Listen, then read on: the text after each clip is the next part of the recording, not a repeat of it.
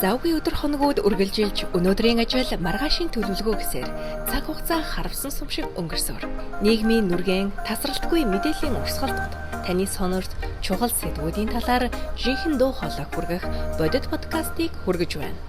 Би сэтгүүлч Мөнхуянга олон таалт үзэл бодлууд гүн гүнзгий утга сэдвүүдийн талаар ярилцъя. Чөлөөт яриа бодит мөлөө Real Podcast. Сайн байцгаана уу эрхэм үзэгчдээ, Real Podcast-ийн цоо шинэхэн дугаар эхлэхэд бэлэн боллоо. Энэ удаагийн зочноо танилцуулъя. Маш сонирхолтой зочин урьсан байгаа. За ингээд Era төвийн үүсгэн байгуулагч Эрдэнэт ягч манд хүрэлцэн ирсэн байна. За энэ өдрийн минь төргий. За баярлалаа. Урьсанд баярлалаа. Австралид байгаад баярлалаа. За баярлалаа. Гайхалтай энэ урилгыг хүлээж авсандаа бас баяртай байна. Тэгээ гайхалтай бүсгүйтэй уулзсандаа маш их баяртай байна. За маш их баярлалаа. Тэгэхээр одоо үзэгчид маань бол мэдж байгаа. Гэхдээ мэдэхгүй байгаа хүмүүс бас байгаа. Тэгэхээр та бүхний хизээний танил Era төв гэдгийг ямар нэгэн байдлаар одоо нэг магадлалын онолоор нэг удаа сонсоогүй хүн гэж баг би байхгүй байх гэж би бодоод байгаа юм. За монголчууд нь да.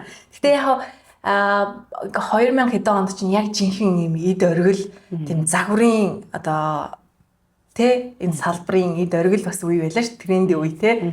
Тэгэхээр тэр үед хүмүүс сонсон байх гэж бодож байна. За зарим хүмүүс нь бол гоёлын даашин киногоор нь бас мэдж байгаа бах нөгөө Ариунагийн ихчтэй. Тий онгоцны үйлчлэгч гэж нөгөө ноолорн дрэстэй гоё хичээсэн. Миний энэ талаж улмал гоё болсон юм санагдаад бах юм.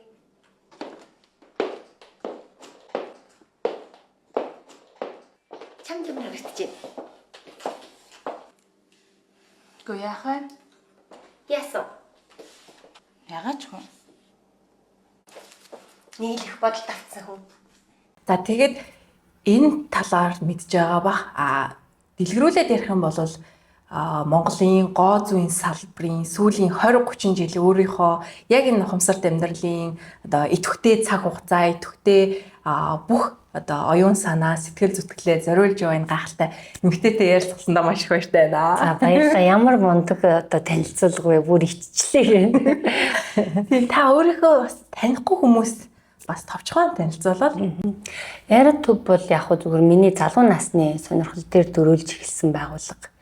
Яг тэр би чинь өөрөө нэг 16 тагаас загвар өмсгчийн сургалтанд яваад та тэндээс сулбаатаар одоо яагаад тэгэхээр тэр үед чинь дөнгөж социализмын үе өнгөрж исэн болохоор одоо яавал одоо нэг социализмын үеийн дараагийн хүмүүс чинь нэг арай өөр зах зээлийн системийн сэтгэлгээтэй өсдөг юм байлаа шүү дээ. Яг тийшээ орж исэн учраас өөрийнхөө одоо энэ сонирхлыг яавал гоё илүү болгохгүй, яавал одоо загвар өмсгчд маань илүү ажилтай, орлоготой, цалинтай байх юм бол гэдэг үүднээсээ энэ байгууллагыг эхлээд бол бодож одоо зүгээр л одоо хүүхдийн гинэ мөрөөдлөөр эхэлсэн гэж ойлгож болно. Тэр мөрөөдөл маань сүүлдээ ингээд хувь хүний хөгжил рүү ороод одоо 3 удаа одоо дэвшил хийсэн гэж хэлж болно. Эхний ээлжинд бол Era төв бол зөвхөн загвар өмсгчдийн хөгжил, загвар өмсгчдийн үйл ажиллагаа, тэдгээрийн одоо бие бэлдэр болоод сэтгэл санаа, ажил үйлс, эрхийг хамгаалах ийм чиглэлээр эхэлж исэн бол 10 жилийн дараа бол Era төв маань хүүхэд залуучуудын гооцон хөгжлийн чиглэлээр үйл ажиллагаагаа сольсон. За одоо ингээ 26 оноос бид нар хувийн хөгжлийн чиглэл рүү ингээд үйл ажиллагаагаа өөрчилж явж байгаа гэсэн. Тус төвн соёл, хүмүүжил, гоо сайхан биеэ хэрхэн зөв авч явах зэрэг олон төрлийн хичээлүүдийг заадаг. Мөн хүүхэд залуус та бүхэн Era төвд хамрагдсанаар алхаа засалт, харилцааны соёл, ур чадвар, гоо сайхны ариун их мэдлэгтэй болж өөртөө итгэлтэй зөв бие галбиртай болох боломжтой. Зөв. Тэгэхээр тухайн үед бол new face гэдэг уралдаан бүр үнэхээр одоо гал усааж ирсэн шүү дээ. Ер нь бол ингээд заавал таны нэг хэлсэн үг гэдэг шүү дээ. Заавал хүн болгон загвар өмсгч байх албагүй. Гэхдээ нэг аятайхан гიშгээд явцдаг тий. Нэг юм гоо зүйн ингээд анхан шатны ойлголтыг одоо хүн болгон авах нь одоо ямар ч ажил хийсэн тэр нь ингээд тухайн хүнийг ингээд амжилттай ч юм уу аятайхан бие авч явахт нь чиглүүлээд байгаа гэсэн байж тээ. Тодорхой хэмжээгээр чи тэр сургалтанд суусан хүн гэдэг чи ер нь ингээд мэдрэгддэг байгаа байхгүй юу? Яг тэр хүн болгон загвар өмсч болох ерөөс албагүй. Хүн болгон өөрийнхөө одоо гоо сайхныг мэддэг байгаасаа эргэн тойрон чинь тэр чигтээ гоо зүү шүү дээ. Тэгээ тэр гоо зүү гэдгийг ойлгоод тэрийгээд нөгөө өөрийнхөө өөрөө өөрийгөө хайрлах мэдрэмж, өөрөө өөрийгөө бусдад илэрхийлэхдээ гоё сайхнаа ойлгодог байгаасаа гэдэг үднээс энэ одоо гооз ойлголт маш чухал байдаг байхгүй юу. Заавал загвар өмсөж болохгүйгээр зүгээр л нэг 3 сарын курс явал төгсчөд насан туршийн одоо өөрийн гэсэн нэг тийм юг авч үлддгийг. Их сонирхолтой шүү дээ энэ сургалтын цаас хөөхт. Тэг хэв маяг те энэ нэг өөрийгөө олоход одоо аялалд нь туслаад байгаа юм уу даа. Ерөөсөө л өөрийгөө олох чиг баримжаад нь тусалж байгаа гэсэн. Манай хичээлийн бас нэг онцлог бол ийм байсан. Ерөөсөө анханасаа чи бол энд эхлэхий дээр ганцхан гэдгийг ойлгох хэрэгтэй нэгдүгээрт. Хоёрдугаар тэр чи ерөөсөө алхаж байгаа бясалгал байхгүй юу? Ягаад тэгэхээр тэр чин талент хараад өөрийн бодохгүй шүү дээ. Зөвхөн өөрийгөө хараад тэгээд ингээд өөрийнхөө одоо хамгийн сайн сайхан дээр төвлөрдөг байхгүй юу? Өөрийнхөө муу мухаа дээр төвлөрч алхдаггүй. Хамгийн дуртай юм тавиад за тэгээ гаднаас нь багш гайд хийж штэ. Ерөнхийдөө ингээ гайдлаад медитейшн маягийн ер нь бол энийг бол алхалтын бясалгал гэж ойлгож болно. Яагаад тэгэхээр алхаж явах явц чинь бид нар хажуугаас медитейшн. За одоо цээжээ ингээд за ингээд тараагаа ингээд за ийм юм бодоорой гэж одоо бол бид нар бүр бясалгалын төвшөнд хичээлээ заадаг байхгүй юу? Вау. Тэгэхээр энэ хичээл бол тухайн үедээ бол бид өөрсдөө одоо тэр 2000-ад онд чинь медитейшн нэтэргээл ярьдгүй байлаа шүү дээ. Аль би бол өөрөө ч мэддгүй л байсан. Тэгтээ дараа нь яг би йогийн багшийн курс төгсөөл бид нар чинь ингээ яагаад хөгжөөд өөр одоо дэвшил хийгээд байна гэхээр бид нар энэ хүнийг загвар өмсөгч биш байлаа гэхэд өөр юу байх вэ? Хүн бол ерөөсөө хүн л байдаг шүү дээ тий. Яавал аз жаргалтай байх юм бэ? Аюу их мөнгөтэй байх ёстой мó? Аль эсвэл одоо яг чи ер нь яавал аз жаргалтай байх ёстой гэж бодож ийн өөрийгөө тий. Тэгэхээр бидний хийж чадах юм яг юу юм бэ?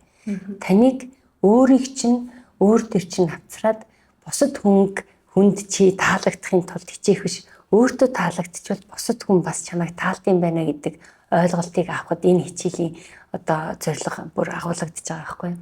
Зөв.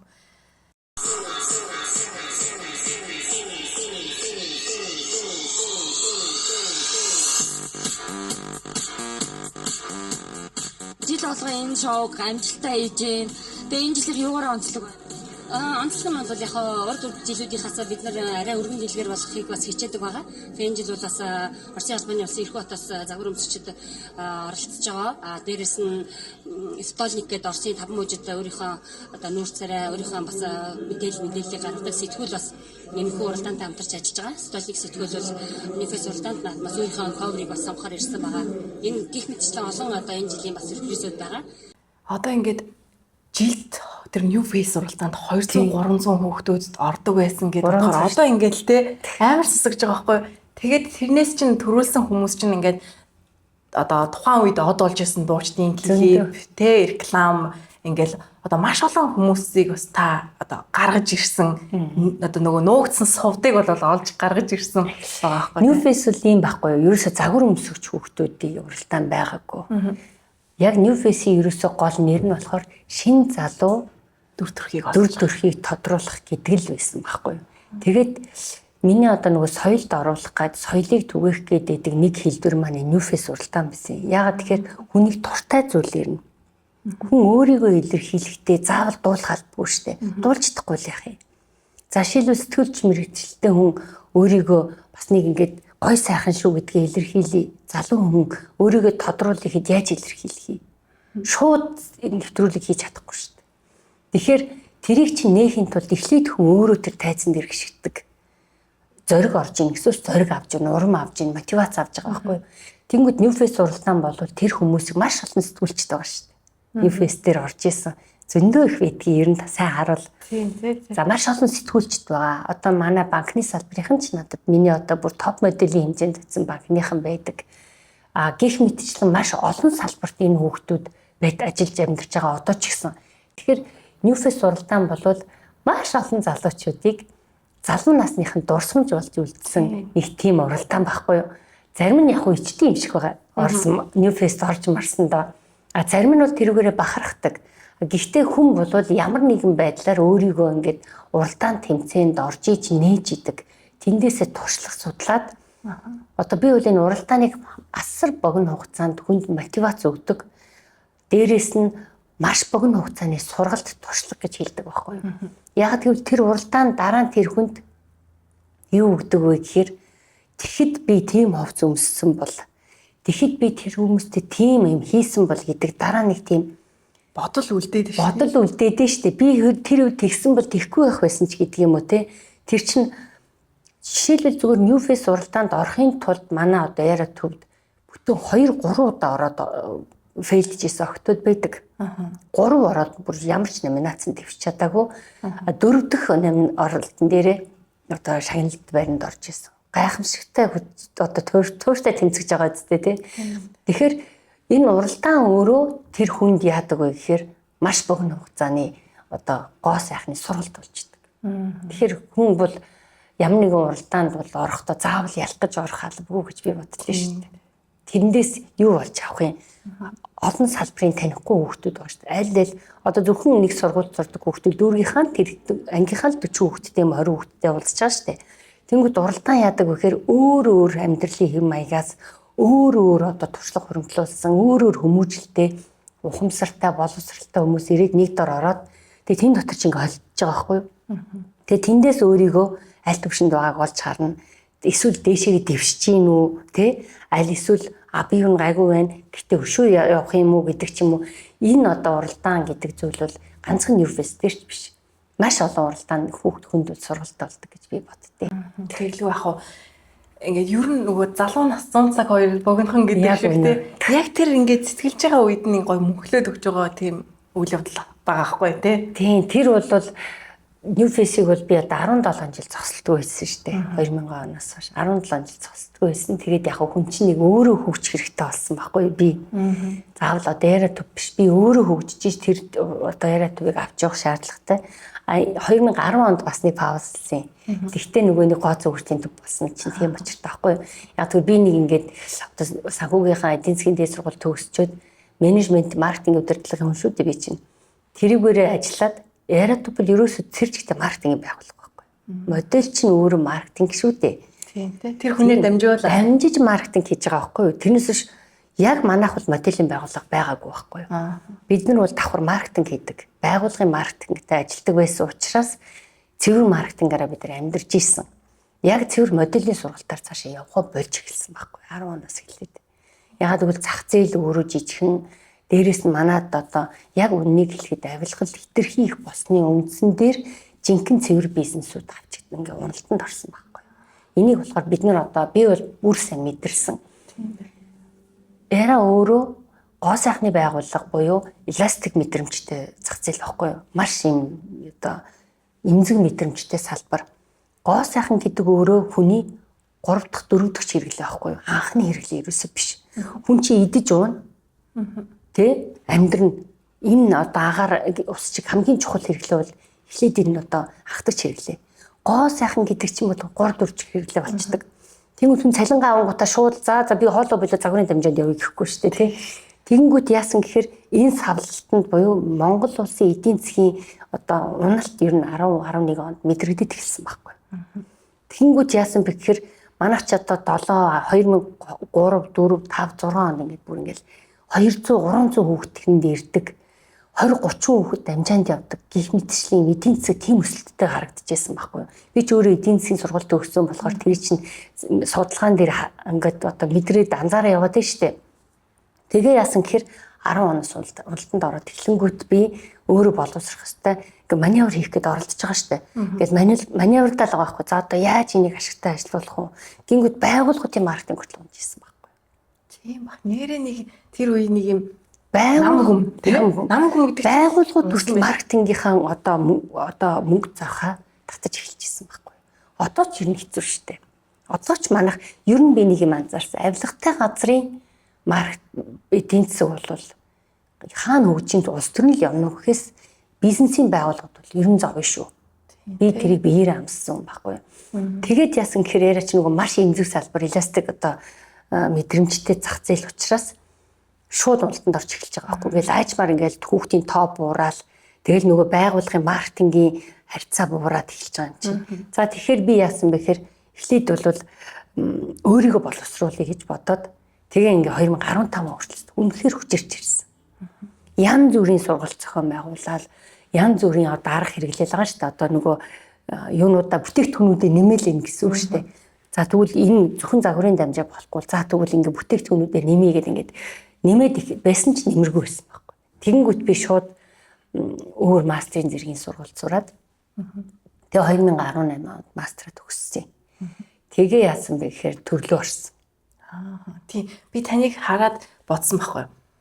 Ер нь бол ингээд улс орондоо хийж бүтээгэсэн хүмүүс яг өөрийнхөө хэмжээнд хийж яагаад тэгээд яг юутай тулж ийн гэхэлэр нэг юм төрийн төмөр нөөртэй тулаад тэгэнгүүт заавал би орж ич нэг өөрчлөлт хийх юм байна гэсэн сэтэл дээр хүмүүс ингээд ус төрлөө ингээд яг одгүй ч гэсэн орооч юм шиг. Одоо бидрийг бол нөгөө төр чамаар оролдоно гэдэг нэг үг гэдэг шүү дээ. Чи улс төрийг сонирхгүй ч улс төр чамааг оролцсон. Яагаад тэгэхээр бид нар чинь нөгөө тэн дотор ингээд бизнестэй байрныхаа зээлийг төлөө амьдарч ирсэн зах зээл алга болчихж байгаа юм.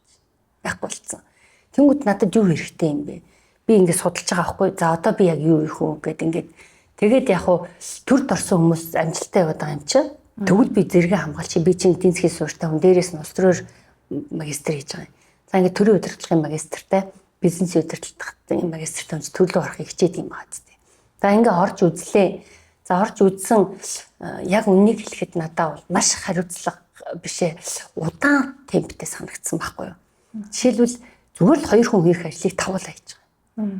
Хурдыг хийчээч гэхээр болдгоо маа. Ингэж болохгүй. Тэгээ яг дотор нь орох юм бол нэрэж болохгүй юм шиг санагдана. Үнэхээр яагаад тэгж болохгүй юм шиг санагдаж байгаа вэ гэхлээр бүр тийм одоо 30 жилийн хугацаанд суудсан. Тэгээд тэр 10-20 жил тэнд ажилласан хүмүүст эрх ашиг байна. Тийм тэр хүмүүст эрх ашигтай учраас тэр одоо байдлыг өөрчлөх сонирхолгүй гэдгийг би шууд анзаарсан. Яг үнийг хэлэхэд хатуу сонсогчиж магадгүй. Гэхдээ энэ бол бид нар өөрчлөх ёстой зүйл. Тэгээд одоо хэрвээ намайг анзаарсан бол би 2024 онд их хурл твшсэн. Тэгсэн. Орон нутагт твшсэн. Бид нар нэг улс төрийг жирийн ард хүмүүс салгаж ойлгодог маш том алдаатай хүмүүс байхгүй юу? Бид нар социализмын үед малчин тариалагч нараа улсын хурл буюу одоо депутатаар твшүүлдэг байсан. Депутат гэж байдаг байлаа шүү дээ. Төлөөлөгчөө явуулдаг. Энд чинь төлөөлөгч үү дээ. Миний чиний төлөөлөгч нь л их хурлд очиж байгаа шүү дээ. Яг тэр үнийг тийм өөр хүн гэж хараад байгаа юм бэ бид нар. Энд чинь тааштай. Энд чинь миний эрх ашигын төлөө тэнд чип дээр дундаасаа нэгийг явуулж байгаа үстэй. Тэгэнгүүт энэ яхаар их хурл твшдгийг тийм ойлголт манай ард түмэнд байхгүй болох үйл ажиллагааг энэ улсын их хурл твшсэн олон жилийн бухшмал хүмүүс фракцуудаараа бий болгосон байгаа байхгүй. Нэг одоо улс төрч гэвэл шал өөр тэнгэрээс нэг хүн бууж ирээд хийдэг ажил болгоцсон. Нэрээ бид нар тусдаа бодох гээд тал байдаг юм байна. Үгүй шүү дээ. Эн чинь би чи байхгүй. Тийм, уг нь тийм. Тийм, чиний төлөө сэтгэлээ зориулдаг хүн тэнд очих хэвээр. Өнөөдөр шунлаад арсан очих хэвээр. Яагаад бид нар очихгүй байх хэвээр. Өнөөдөр би 5 сая төгрөгөөр амьдарч болдог бол тэгэл болцсон сайхан. Амьдрал гоё юм. Одоо энэ хүний төлөө би юу хөө? Одоо энэ Австралийг харж байгаа үстэй. Явган хүний зам байна уу? Байна. Зүгээр хаусуудаа сайхан дэд бүтцтэй холбоод энэ хаусдгүй амьдарч болчих. Манайх гэр оролтыг бүгдийг сайхан буулгаж хайж хагаад 25 давхрууд барих гээд одоо ярьцгаач шүү дээ. Ууг нь ингэмээргүй байгаа байхгүй юу? Энэ сайхан тэр хүний эзэмшил газрыг чинь бид нар өөрт нь үлдээгээд улс төр болоод бодлогоороо дэд бүтцтэй тавих хэвээр. Дүрм журмаа гаргах хэвээр, стандартаа хийх хэвээр. Дэд бүтцэд зам бодлогоо боловсруулахын оронд бид байшин барьж шүү дээ. Манай улс төр байшин барьж байна. Манай улс төр бяцлагны үйлдвэр хийж шүү дээ. Ийм байвал бид нар хөгжих бяцлагны үйлдвэрийг өгөн чи хийх хэрэгтэй байхгүй. Би үйлдвэрийг чинь стандартыг тавьж өгнө. Өрсөлдөгч нарын чинь одоо хууль дүрмийг баталж өгнө. Судалгаа хийн. Дүрмээ гаргана, хуулиа хийн. Гэтэл үйлдвэр барихаар чинь одоо тэр хувь хүн улсыг барах уу? Тэгэхэд нөгөө жирийн хүмүүсийн хийх юмыг булааж аваад ахаар тэгээд жирийн хүмүүс нь ингээд бас нэг талаас гадагшаа гараад байгаа ч тохиолдлууд бас байна тий. Тийш дээ. Өнөөдөр энэ дандаа боловсралтай дажгүй хөдөлмөрч хүмүүс ингээд хатаад байж шүү дээ. Өнөөдөр бид нар Монголд очиод залах уу гэж би одоо Австралид ирчээд бүр ингээд үнэхээр чин зүрхний угаасаа баярлж байгаа байхгүй юу? Манай Монгол залуучууд одоо ингээд тарахт хятад солонгосуудын баячуулын нохой салхинд гаргаад явж байна. Монгол залуучууд ажил хийж шүү дээ. Монгол залуучууд метро барьж шүү дээ. Энд тэгэхэд өнөөдөр бид нар эх орондоо яагаад хийхгүй вэ гэхээр тэнд бодлохоор биднийг дэмжихгүй байгаа байхгүй юу. Тэгэхээр бид нар бол одоо улс төрөөс ийм иргэдэд хол байлгадаг асар том бодлогоор одоо ингээд буруу ойлголттой учраас би тэрсэн баг. Зөв. Та тэгэхээр одоо төрд гараад бас энэ одоо нөгөө анхны би тэр таны ярианаас тэр надад амар таалагдсан. Ийм бясалгал гэдэг те альва зүйлүүд ер нь ингээд ийм явцын дундаа ингээл өөрчлөгдөөл хувьсаал хөгжөөд идэх те. Одоо би ингэж бодсон. Дөнгөж сая таны ярианаас сонсоо сууж байхдаа л одоо стилистүүд их гарч ирж байна сүүлийн үед те. Тэгээд нэг хуу хүний өнгө тодорхойлох сургалтуудаас ахуулаад ийм жижиг сургалтанд суудсан. Тэгээд яг жохон мэдрэмжтэй те. За яг тэр хүмүүсийг муухай хэлж байгаа юм биш л те. Ер нь бол тэгтэл тэр орон зай бол яг хэдэн жилийн өмнө яг энэ загварын дуулан загварын багшийн хийдэг ажлын одоо нэг юм энэ нийгмийн эрэлтэд тааруулсан нэг хэв маяг нэг стилистүүд гарч ирээд байгаа юм болов уу? Би тэгж харж байгаа. Ер нь бол нөгөө альва юм чинь цаг хугацааны ирэхээр Монгол улс ч одоо хөгжиж буй улс шүү дээ. Тэгэхээр тэр одоо процесс явагдаж байгаа гэсэн үг байхгүй юу? Жишээлбэл одоо стилистүүд бол Монгол улсад нэг 20 жилийн өмнө байгаагүй. Тэнгүүд одоо ингээд сүүлийн 10 жил бол илт ингэж гарч ирж штэ. Яагаад гарч ирж ийн гэхээр шаардлага бий болж байна гэсэн үг. За хүмүүс өөрийнхөө нөгөө гоо зөв болон гоо сайхан за тэгээ ажил төрөлдөө нийцүүлээд өөрийгөө тодорхойлоход загварын багш нар гол өөр нөлөөтэй байдаг байсан бол бүх хүн загварын дамжаанд явж чадахгүй шүү дээ тий. Тэмүүт стилистүүдэд ханддаг ийм одоо бүр мэрэгжил биш үү? Дизайны сургуулиуд бий болсон. Монголд ч бас одоо дизайны сургуулиуд ч л тэрийг хийж байгаа. Тэгэхээр энэ сургуулиуд бий болсонтойгоор холбоотойгоор стилистүүд гарч ирсэн гэж ойлгож болно. Би одоо танаас нэг сонирхолтой асуулт асуумаар байна л та. Энэ 20-30 жил ингээл загвар, за гоо зүй гэдэг одоо ингээд бас л чухал сэдвүүдийн талаар ингээд яваад байгаа. Энд чинь өөрөө бас нэг төрлийн туршлага болоо явж байгаа шүү дээ. Тэгэнгүүт хүн айтайхан харагдахын тулд юу яах хэрэгтэй. Энгийн зөвлөгөө гэдээ асуух юм бол те. Би тэгтээ ингэж бодгийн. Ер нь бол нөгөө хамгийн ихний хүний одоо өөрийгөө ингээд те бусдтай л бид нар чинь нийгмийн амьтан шүү дээ. Бусдтай л харилцаанд орох гэдэг. Ер нь тэгэл ганцаархнаа гэртээ суужгаад ганцаараа ингээд нийгмийн харилцааг амьдэрдэг хүн гэж ер нь байхгүй шүү дээ. Болих л онлайнаар холбогдож байгаа. Энэ цаг үед. Тэнгүүд хүн хамгийн эхлээд бол би юу гэж хэлэх гэж байгаа вэ гэхээр зөв алхацсан хэрэгтэй гэж. Хүний алхаа гიშгэ хүнийг өөртөө итгэж байгаа итгэл болоод өөрийгөө авч явж байгаа байдлыг шууд илэрхийлдэг байхгүй юу? Тэгэхээр би хамгийн ихний алхам бол маш гоёор маш зөвөр эрүүл алхдаг болох хэрэгтэй. Ерөөсөө л алхаа. За тэгээд нөгөө Монголын нэг зүйл байгаа штэ. Хувцаар нухтаж ухаанаар нүднэ гэж. Таныг наашаа алхаж ирэхий чи хараад тийм ээ? Таныг хэрхэн хувцалсныг чи хараад тэр чи юу өмссөн байгааг чи ямар брэнд өмссөн байгааг чи юу сонирхгүй. Зөвхөн гадаад үзмжиж хэлж байгаа байхгүй юу? Хувцаар нухтна гэдэг чинь. Гаднаасаа нэг тиймэрхүү харагдаж байгаа шүү дээ, тий? Тэрнээс тийм брендийн хувц өмсөө тэглээ инглээ гэж юусо бодож байгаа юм биш. Тэр гаднаасаа та өөрийгөө хэрхэн зөв авч явсан юм бэ? Өөрийгөө хэр хайрлсан юм бэ? Өөртөө хэрхэн цаг зарцуулсан юм бэ гэдэг чинь хувцаар нухтна гэдэг үгтэй уялдаж байгаа байхгүй юу? За тэгээд ухаанаар нүдэхэд мэдээж хоёлоо ярилцаад суугаад за би энэ хүнтэй цаашдаа бизнес хийх үгүй юу? Энэ хүнтэй цаашдаа хандлах үгүй юу гэдгийг шийднэ үсттэй. Тэгэхгүй шууд гой хувцтай гой брендийн өмдтэй юм байна. Энэтэй найзлыгээд ярихчгүй шууд ирэх гэж байхгүй шүү дээ. Тэгэхээр хамгийн ихний алхам хүн бол хүн эхлээд гадна байдал гэж би бол хэлмээр байна. Зөв. Харин тийм. Нэрээ гадна байдал чи эрүүл мэнд байхгүй. Тийм тий. Тэгээд хэр өөртөө хайртай байна гэдэг нь бас шууд харагдаж байна тий. Тэгэхээр нөгөө хувцаар нухтаж ухаанаар нүднэ гэдгийг шууд утгаар нь ойлгохгүйгээр энэ чи ардаа Монгол зөөр өгнөд гайхамшигтай философитэй шүү дээ. Ардаа дандаа том амьдралын философи явж идэг. Зарим хүмүүс бас яг энэ дээр ингээд нэг юм өшөрхөж бодоол идэг. Гэтэ яалтчгүй ингээд нэг юм анхны сэтгэл 70% бүтээгээд юу ч яриаггүй байхад нэг юм тодорхой ойлголтыг ингээд байгаа байдлаасаа өчтдөг шүү дээ. Тэр хүнднийг яаж хүндэлж ийн энэ уулзалтанда ямар ач холбогдол өгсөн байна ч гэдэг юм уу те. Ер нь бол хүмүүсийн чинь хамгийн ихний байдал чинь нөгөө нүдний харц шүү дээ. Харцнаасаа эхэлж хараад за ярихгүй ч хүртэл хараад дургу болсон хүмүүс байдаг үстэй. Гэхдээ яагаад хүнтэй ярихгүйгээр дургу байгаа юм бэ? Тэ. Тэгэхээр та анханаас нь ерөөс гаднаас нь дүгнэлгэл болж тарах гэдэг байгаа үстэй. Тий. Ярьж үзээгүй хүндээ ягаад дургу байгаа шалтгаан чинь та гаднаас нь дүгнэж ийн гэсэн үг шүү дээ. Тийм учраас бид нар чинь хамгийн эхлээд гадна байдалтай яах юм? Одоо энэ цаг үе шүү дээ. Нийгэм. Тэгээд энд чинь таны эрүүл мэнд харагдаж байна. Амьдралын хэв маяг харагдаж байна. Юу хийдэг чинь харагдаж байна те. Өөртөө цаг зарцуулсан байдал ч хүртэл харагдаж байгаа байхгүй. Тэр ухаан хуцаар нөхтөн гэдэг бол асар том философигаар даагуулдаг. Тийм. Одоо бас нэг сонирхолтой юм нийгмийн ойлголт байна л да. Би болохоор нэг жоохон хуучинсаг төрөл юм баггүй юу? Зүгээр шүү дээ. Тэгтээ одоо нийгэмд болохоор энэ ийм юмтай зохицохгүй арайч бас болохгүй гэсэн нэг юм загварын бичигдээг хууль шиг юм байгаад байдаг ш гоо зүйн ч гэх юм уу. Тэгэнгүүт Зохимж гэдэг юм. Тийм, зохимжл юм да ерөөсөө тий. Тэгэнгүүт одоо нэг хүмүүс одоо өстө чөлөөтэй болцсон. Одоо ерөөсөө нэг юм ямар нэг юм хүрээфрэмэнд баригдахгүй юм чөлөөтэй болцсон. За тэгээд тэрэн дээр нэг жоохон комент хэлчих юм бол одоо 21-р зуунд чи body shame хийлээ энэ төр гэх гээд байдаг байхгүй. Тэгээд тэрэн дээр та ямар байр суурьтай байдаг вэ? За би бол ингэж ойлгодог. Яа тэгэхээр би ч өөрөө яг энэ нөгөө төрийн албан хаагчдын заан шингаар мастерын зэрэг хамгаалахдаа ямар хүн хизээ одоо body shame хийлгэх вэ гэдгийг чинь тодорхойлж байгаа байхгүй.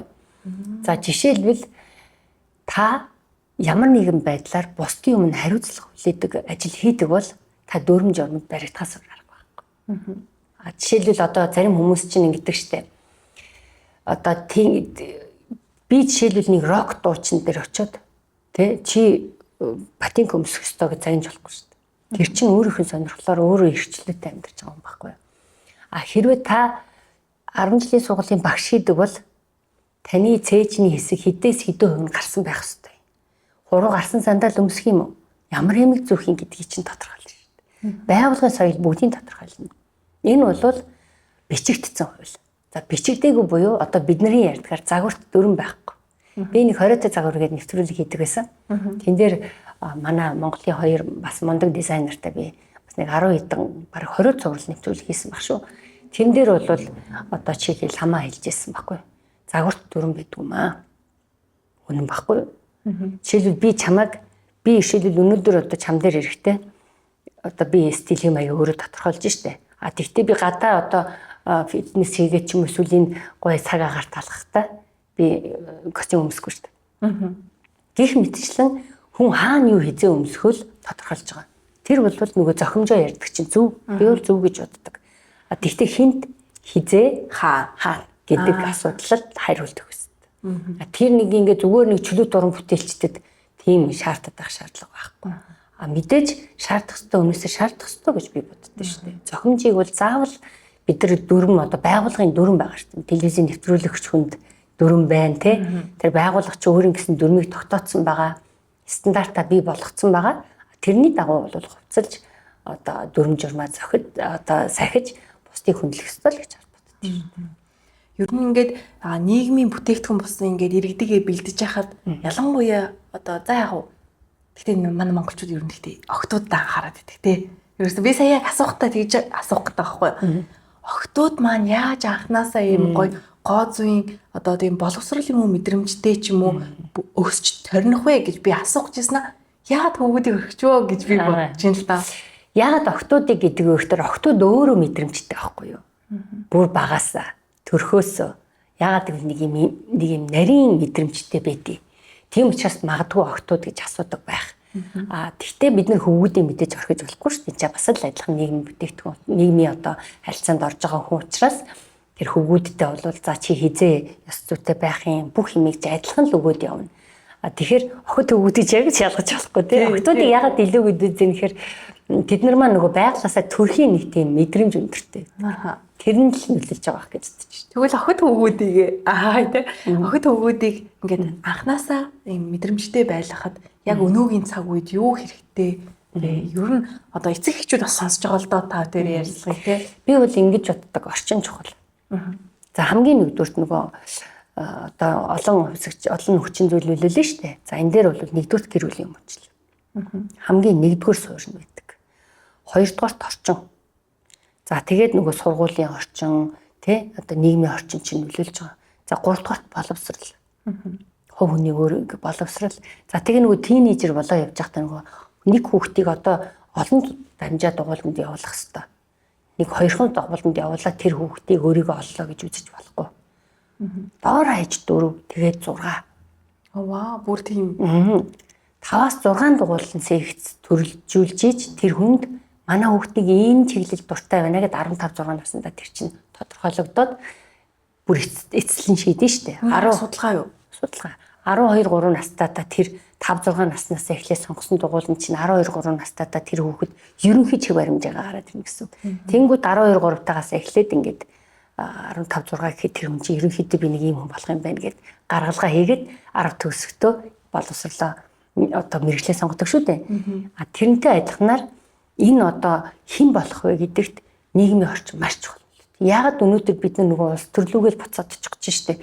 Нийгмийн айтайхан болгож иж энэ нийгмийн бүтээгдэхүүн буюу бид нар чинь үр хөвгтэй айтайхан өсгөхөд манай нийгэм чухал биш. Манай энэ улс төрийн бодлого чухал байна. Орчин чухал байна. Айтайхан орчинд хинч хог хаяхгүй штэ.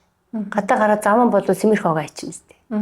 Цэв цэвэрхэн шалан дээр хинч сэмэрхэн хог хайдгүй байхгүй. Цэв цэвэрхэн шалаа угаацсан байж ах чинь гуталтаа шахаатаа гуталтаа малхдаггүй үсттэй.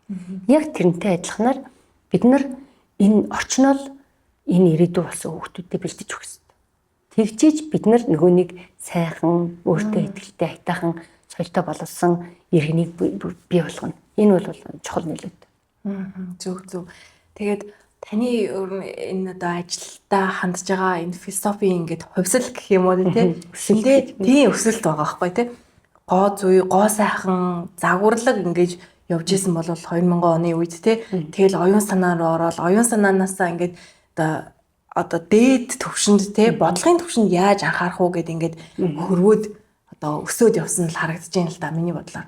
Яагаад тэгэхээр одоо анх эра 2000 онд нэгдэхдээ бурхны бүтээлд ч бяцхан засвар гэдэг уриатай байсан. Тийм ээ. Бурхны бүтээлд бяцхан засвар. За тэгээд 2010 онд болохоор оюунлаг гоо сайхан гэдэг нэртэй болсон. Оюунлаг гоо сайхан. Тэгэхээр яах гэдэг нь хэр хүн гоо сайхан байх тусмаа оюунлаг байх хэрэгтэй. Хөөрхөн байх тусмаа ухаантай байх хэрэгтэй болж ирж байна да. Ухаан гэсэн үг одоо хүмүүс нэг юм амар олон ном уншаал те. Айгүй олон одоо физикийн мөн эсвэл аль бүрийн математикийн одоо топ одод идэх хүнийг ухаан гэж ярих нь одоо өрөөсгөл. Ухаан гэж яг юу хэлээд байгаа юм бэ? Тийм үстэй чинь амьдралын ухаан шүү дээ. Бусдыг хайрлах ухаан, бусдад зөв харьцах ухаан, өөрөө өөрийгөө авчих ухаан юм байгаа юм. Тэгээд бид нар оюунлаг гэж гоо сайхныгаа нэрлсэн баггүй. Тэгээд би бол залуучуудыгаа ялангуяа яриа төгс сургуульд яриад сурдаг байсан хүмүүс заавал боловсралтай болохыг зөвлөдөг. Заавал. Ягаад тэгэхээр хүн ингээд номын сурдаг ч гэсэн номны сурдаг байхгүй. Тэгээд тэр олон доктор, профессор, олон эрдэмтэн багш нарын үгийг сонсно гэдэг чинь бүгдийг одоо авч чадахгүй шүү дээ хүн. Тэ ядаж 70% 60% сурах хэрэгтэй. Би бол 70 гарахад окей сайн сурлаа гэж боддог. 80-ыг бол сайн дүн гэж боддог. Хүн ингээд 100 өгүүлбэрийн 80 цэцэлчин байна гэдэг ч бас лот үз. Би бол тэгж боддог. Заавал 100%-ийг зээжлэх албагүй л дээ. Тийм хүмүүс байдаг. Би 80% та хүнийг бол төгс хүн гэж хэлнэ. 100% та хүнийг бол би бурхан гэж хэлнэ баг. Тийм хүн ховор штэ. 100% амьдралд гүйцэтгэл хийдэг хүн бол их л ховор гэж би боддог байхгүй. Тэгэхээр бид нар энэ ухаанлаг энэ одоо амьдралд хандах хандлагатай хүмүүсийгээ одоо өөрөө өөрийгөө хөгжүүлэх юм ингээл амьдрал чинь ингээл хөгжүүлнэ штэ тий. Одоо 10 онд тийм байсан бол тэгэл 15 онд бид нар дахиад өөр болцсон байх чи одоо дахиад ингээ хувийн хөгжил рүү орж ин тий. Хүн тэгдэг чи хизээ чи юм байсан гэдэг. Юу гэсэн үг юм? Хүн хизээ ч нэг байран дээр байна гэж байхгүй шүү дээ. Хүн өөрчлөгдөн, хүн хөгжин тий. Хүн үргэлж нэг найзтайгаа байдгүй. Дараагийнх нь найз нь ажил хэргийн хувьслын явцад өөрчлөлтөл гараад ирдэг. Яагаад ч бид нэг байрандаа байгаад нэгийг хизээ юм байсан гэж ярьж болохгүй гэж би боддог байхгүй юу? Хүн өөрчлөгдөж байгаа шүү дээ. Тийм биз дээ. 20 настай хүн 40 настай болоход энэ чинь амьдралын ухаан сууд юм байгаа зү. Боловсрол шүү дээ. Тэ? Энд чинь орчин өөрчлөөд юм үзэж нүд тайлсан хүн чинь өөрчлөгдөх нь зүүн хэрэг гэж би үздэг байхгүй. Тэгэхээр нэгийг хизээ юм байсан гэх юм биш. Өөрчлөгдсөнд баярж энэ хүн боловсрч байгаа юм байна гэж харах хэрэгтэй гэж боддог. Харах өнцөг ерөөсөө тий. Ер нь загвар бол ингээд хатуу салбар гэж хүмүүс ярьдаг шүү дээ тий. Дандаа ингээд гоё байх. Тэгэл одоо өөрийгөө өөртөө хатуу шалгуур шаардлага тавих гээл те. Тэгэд энэ хатуу салбарт ингээд олон жил ажиллах ер нь хэцүү юу? За би бол хамаагүй шүү дээ, би чи багш юм чаа. Тэгээ таны одоо л нөгөө бүтээгдэхүүн гэж бодох. Одоо нөгөө гаргаж ирсэн залуучууд тий. Загварын салбар яагаад богино настай байдаг вэ гэхээр хүний нөгөө бодис солилцоо чинь 30 наснаас 40 наснаас өөрчлөгдөж байгаа шүү дээ. Тэгээд нөгөө дээрээс нь маркетинг чи өөрөө тэр хүмүүсээ сонирхоо болцдог. Дэлхийн зах зээл угаасаа л юм. Тэгээд мэдээж одоо загварт байж байгаа хүүхдүүд ч гэсэн ингээ 30 40 нас хүртлээр загвар өмсөхийн тулд тэр нөгөө нэг хатуу дэглэмээс гарч чадахгүй шүү дээ. Яагаад гэвэл тэр чи яг үүндээ хатуу дэглэм барьж амьдарч байгаа хүн. Зүгээр нэг өддөг уудаг одоо би шилэл өглөө нэг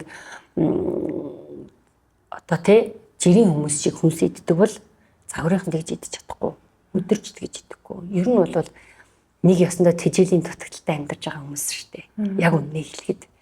Гэхдээ одоо ингээд зах зээл хөгжөөд юм бас ингээд мэдээл одоо аль их уургийг авч идэх гэх мэтчлэн бас нэг юм бид нар чинь өөр болчихлоо шүү дээ. Бидний үед бол тийм байгаагүй шүү дээ. Ер нь бол тэжээлийн цайгаал амьдарч ирсэн. Одоо бол гоё болчихлоо шүү дээ. Өдөр 6 өндөг идэхээр одоо уургийг алдахгүй ч гэдэг юм уу.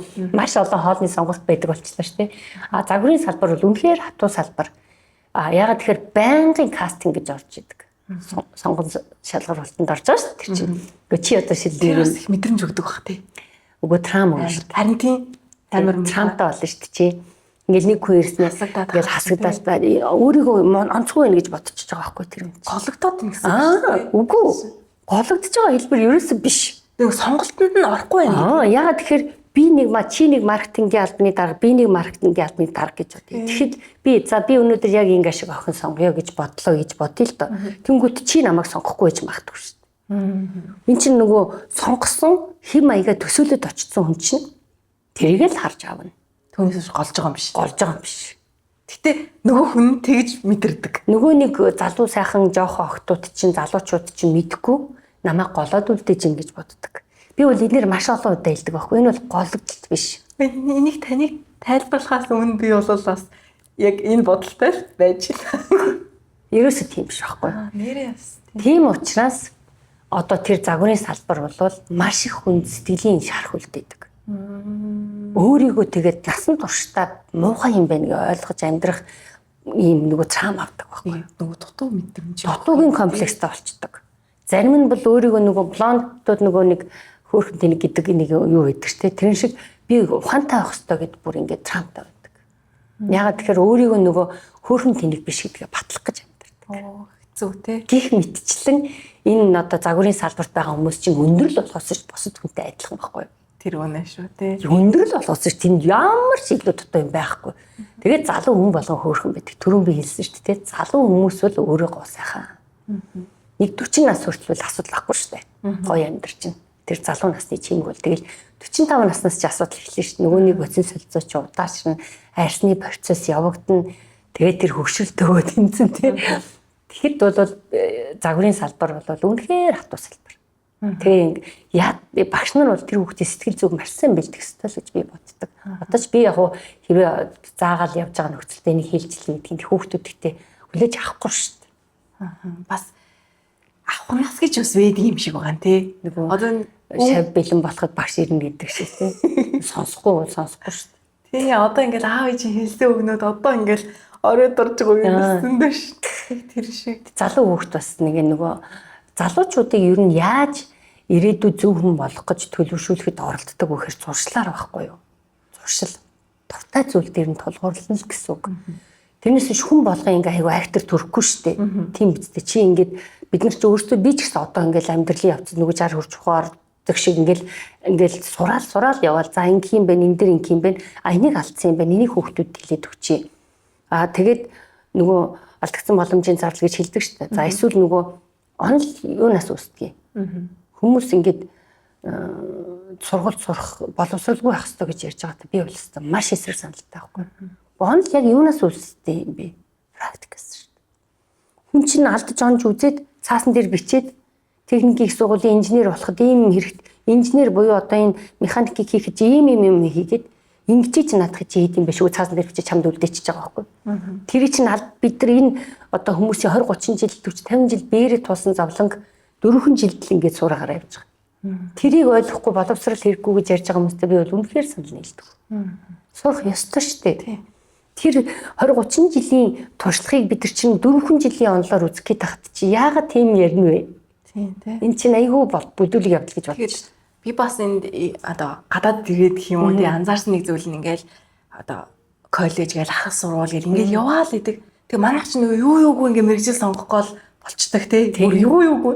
Тэнгүүд нэг ингээл гой санагцнаа ч юм уу ингээд дуртайгаас ч юм уу яг би эндээ сайн уу гэдгийг олж мдээгүй ижил бараг сонгочдөг. Тэгэд энд ингээд удаан яваад гэдэг нь коллеж моллежгээ яваад гэдэг нь Төрөний нөгөө миний хэлдэг шиг тий. Ягаас дуртай юм руугаа чиглүүлдэг шүү дээ. Цаг хугацааг нөгөөд байгаа юм болов. Тэгээд боловсрал гэдэг дээр нэмж хэлэхэд бас зөвхөн нэг юм эрдмийн сураад байгаа юм шиг мөртөө тэр хугацаанд бид нарт амьдрал боловсрч идэг тий. Тэр чинь эрдэм биш ерөөсө практик чинь маш богино хугацаанд шахаж авч байгаа зүйл байхгүй. Нэг ёсны ингээд даралтаар шахаад авчиж штэ тэр богинохон одоо миний 20 жил загварын салбарт биеэр тулсан судалгааг би хүнд 3 сарын дотор хэлж өгөх гэдэг штэ. Ерөөсөө тэр байхгүй. Тэнгүүд би эндээс заримдаа юуг ойлгоод байна гэхээр залуу хүмүүс болохоор ингээд нөгөө хилээд хахаар ойлгодгүй тэр ерөнхийдөө хинэггүй гэдэг штэ залуу хүн. Тэгэхээр бид нар дуртай зүйл дээр нь тулгуурлаж агаад яавал бид нар сайн иргэнтэй болох юм. Яавал бид нар одоо тэр хүнийг хурдан хугацаанд те зөв иргэн байлгах юм гэхээр нийгмийнх нь орчин бүрдүүлж өгнө нэгдүгээрт, хоёрдугаарт дуртай зүйл дээр нь тулгуурлана. Чи сэтгүүлч болох дуртай байвал сэтгүүл зүйн сургалт чинь бид нар соёл заана, ёс зүй заана. Тэ? Тэгээд сэтгүүлч байхын тулд хүн байхыг чинь заачиж байгаа байхгүй. Суур юм чинь нөгөө ерөнхийдөө 1 2 дугаар курст бол нэг бэйс юм заадаг штэ санаж байна уу? Ерөнхий ойлголт заачдаг. Тэгээд хичээлүүд нөрөө. Суур хичээлүүд ороод за тэгээ 2 дугаар курсын сүүлчээс эхлээд чиглэлээ сонгодог үстэй. Тэгэхээр суур юмаа бид нар залуучуудаа өхийн тул дээр зуршил бүтээх хэрэгтэй. Яагаад ингэж алхаа чухал байдаг вэ гэхээр тэр чинь зуршил бүтээж байгаа байхгүй юу? Өөрийнхөө эрүүл мэнд, гоо сайхан, амар амгаланд зуршлал бүтээж юм гэсэн. Зуршил ерөөсөө амьдрал ба зуршил. За ингээд бидний хэдийний танил Эратов маань ингээд 3 дахь удаагийнхаа бас нэг юм шин дэвшилт болоод эргэн ирэлтээ хийх гэж байгаа гэдээ та бас дурдсан тий. Тэгэхээр ямар зүйлүүд дээр илүү фокуслаж энэ одоо шин төвшнийхөө ажлыг эхлүүлж байгаа бол тэгэхээр би бол олон жил сургалт хийсэн хүн. Одоо нийслэлд ажиллаж байхдаа ч гэсэн сургалтанд л байсан. Одоо болохоор дахиад сургалтаа л хийнэ гэсэн үг. Гэхдээ ямар хэлбэрээр хийх гэж байгаа вэ? Тэр хувь хүний хөгжлийг би ч одоо олон жил судаллаа шүү дээ тий. Гэхдээ ганцхан өсвөр насны хүүхдүүдэд биш бүх насныхан зориулж сургалтаа хийх гэж байна. Хоёрдугаар гэх юм бол хувь хүний хөгжлийн тал дээр гоо зүй одоо нийгэмд оролцооны талыг илүү одоо төлхөө хийх сонирхолтой. Юу н альва нэг жижигхэн нэг зүйлээс эхэлдэг шүү дээ бүх том юм чинь тий. Тэгэхээр бид нар юу чадах юм? Би ирээдүйд юуг одоо энэ үр хүүхдийнхаа хүүхдүүдийн амьдрах орчинд би юу хийж чадах вэ? Тэгэхээр тодорхой хэмжээгээр өөрийнхөө чадах юмыг л одоо тултлал хийл гэж боддээ. Бодож ин тэгээ чадах нь үгүй юу те? Ямар ч байсан сургалтаа хичээлүүлнэ. Хувь хүний хөгжлөө одоо төлхөө одоо анхаарсан ийм сургалтуудаа хичээлүүлэх гэж бэлдэж байгаа. Би ингэж бодлоо. Таны ярианаас бас анзаарсан, мэдсэн, бас ингээд ярилцлагадаа бэлдсэн одоо зүйлүүдэд бодохоор Эраг хүн гэж үзэх юм бол яг одоо та сая яриагаа эхлэхдээ хэлсэн нас бий гүйтсэн хүн шиг те. Одоо яг ингээд ийм төлөвшсөн, тогтсон нөгөө гадаад үзэмжч тэр дотоод оюун санаач тэр энэ хоёрыг нийлүүлээд өнөө нийгэмд яаж явах одоо бүр яг яаж тайзан дээр алхах те. Тэр гоё цогц юм таны одоо өнөөдрийн хүртэл өөрийгөө хөгжүүлж энэ олон сургуулийг төгсөж бас давхар ингээд судалгааны ажлууд хийсэн юмнууд одоо бүгдээрээ ингээд цогцолж тал талаас нь ингээд дэмжих болов гэж бодож байна. Яг үнэ. Энэ хугацаанд чи нөгөө би чи өөрчлөгдөөл байгаа шүү дээ. Хөгжөөлнө гэсэн үг шүү дээ. Тэгээ яг энэ одоо Монгол улсын социализмоос ардчлал руу шилжсэн хугацааны өмнө шүү дээ би чинь. Тэгэхэд энэ маань надтай л хамт хөгжиж байгаа юм шиг санагдаад идэв. Ягаад тэгэхээр бид нар чинь тэр үед зөвхөн социализмын үед одоо лент зөөхгүй бол загнадаг тэр үеийн хүмүүс шүү дээ. Тэнгүүт одоо ингээд хөгжиж штэ тий. Хүний эрхийг дээдлж гин, эрхчлөө гэж юу байдгийг, миний эрх чиний эрхээр хязгаарлагддгийм байна. Эрхчлөө гэдэг чинь зүгээр л ганцаар ашгарыг үүхгүй юм байна тий. Бусдыгаа хайрлж хүндлэх ёстой байна. Гэх мэтчлэн олон зүйлийг эвдэр чинь бас сураал явж байгаа байхгүй. Яг тэрнтэй адилхан яриа бас сураал боловсрол за би Эратайгаа хамт өөрөө хөгжөөл дэвшээл хувьсаал явж байгаа. Яг л Эраас энэ л одоо тууллыг туулж байгаа гэж ойлгож байна. За баярлалаа. Тэгэхээр би одоо нийт үзэгчдийнхээ өмнөөс танд халуун талархал дэвшүүлмээр байна. Яагаад гэвэл энэ олон жил зөвхөн загвар биш. За Эраг загвар гэж ойлгодог хүмүүс байж болох юм тий. Тэгэхдээ энэ олон охид залуучуудыг ингээд бие зөв аваад явчих боломжтой, өөртөө зохих зүйлсүүдийг мэдэх тийм чадвартай, ийм наад захын гоо зүйн ойлголттой байхын тулд ингээд өдий хүртэл ингээд тасралтгүй явж байгаад маш их баярлалаа. Баярлалаа. Цаашдаа хичээнэ ямар гоё юм бэ? Гоё санагдчихлаа. Баярлалаа. Маш их баярлалаа. Урилга хүлээж авсанд маш их баярлалаа. Би бас үнэхээр азтай байна. Ингээд Австралийн Сидней хотод тантай таарад ингээд багаасаа харж биширч бодож одоо харж тэг мэдэж явсан хүнээ ингээд өөдөөсөө суулгаад ингээд асуулт асууна гэдэг бол бас дээдийн тансаглал байлаа.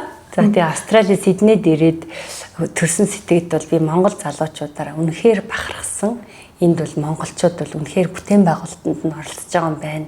Үнэхээр одоо Сиднейд байгаа болон Австрали улсад ажиллаж амьдарч байгаа залуучуудаа бүгдээрэнд нь одоо ажлын өндөр амжилт хүсье бүр сэтгэл хөдлөсөн шүү. Би бол үнэхээр их баярлсан тэр хэдийг хараад. Чамд ч бас их баярлалаа. Бүр ингэ догтлоод байдсан шүү дээ. Тэрийг бодохоор л бүр манай Монголд одоо ийм мундаг боловсон хүчнүүд эргэж ирэх нэ гэж бодохоор үнэхээр сайхан байна. Тийм шүү. Энд одоо дандаа л хичээж байгаа. За баярлалаа. За баярлалаа үзэгчдээ бидэнтэй хамт байсанд маш их баярлалаа. Энэ удаагийн Real podcast-ийн зочноор Эратовын үүсгэн байгуулагч Эрик агч мань оролцлоо. Дараагийн дугаар хүртэл баяртай. Завгүй өдөр хоногуд үргэлжилж өнөөдрийн ажил маргаашийн төлөвлөгөө гэсээр цаг хугацаа харавсан сум шиг өнгөрсөөр нийгмийн нүргэн тасралтгүй мэдээллийн урсгалд таны сонорт чухал сэдвүүдийн талаар жинхэнэ дуу хоолой хүргэх бодит подкастыг хүргэж байна.